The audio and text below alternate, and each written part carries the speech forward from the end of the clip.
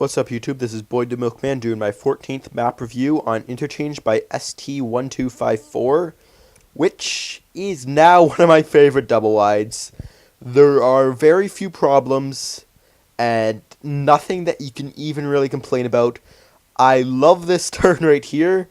I love those kinds of turns where when you hit the bottom, you kind of fishtail your the back of your mongoose outwards, downwards, towards the bottom of the turn.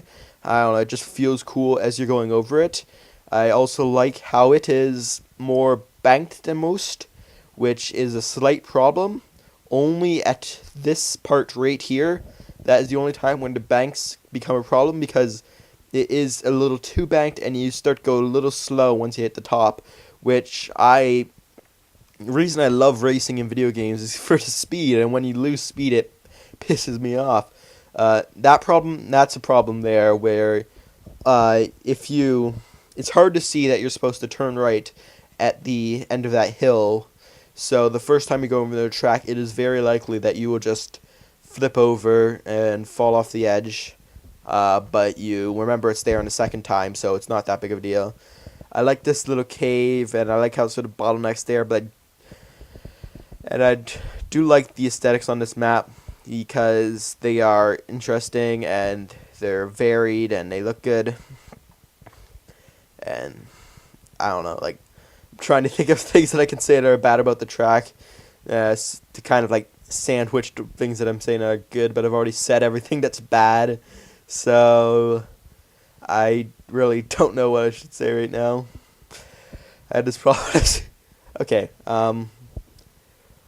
thing, like, it's just a really, really smooth, really, really good map. It's, if anything, like, it's a little too long, because with double wides, since you're doing the same type of turn again and again and again, it does get a teensy bit boring, but that's just opinion. A lot of people find double wides really fun, but it is like an almost 2-minute long racetrack, so that's fairly long for a double wide.